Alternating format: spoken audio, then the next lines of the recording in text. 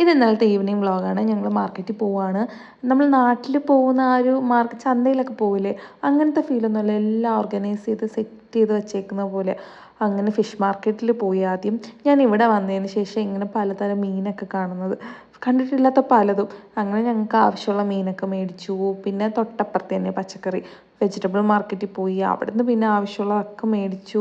എല്ലാം അപ്പുറം ഇപ്പുറമൊക്കെ ആയിട്ട് തന്നെയാണ്. നമുക്ക് എന്ന് വെച്ചാൽ ഒരു സ്ഥലത്ത് നിന്ന് എല്ലാം കിട്ടും. അത് കഴിഞ്ഞിട്ട് ഈ പരിപ്പ് പയർ അങ്ങനത്തെ എല്ലാ ഐറ്റംസും മേടിക്കണമായിരുന്നു. ഞാൻ വീട്ടിൽ നിന്ന് കുറേ ആലോചിച്ചിട്ടൊക്കെ പോകുന്നത് എന്തൊക്കെയാണ് മേടിക്കേണ്ടതെന്ന്. അവിടെ ചെല്ലുമ്പോൾ ഓരോന്ന് കാണുമ്പോഴത്തേക്കും ഇത് വേണോ അത് വേണോ അങ്ങനത്തെ ഡൗട്ടൊക്കെ തോന്നും.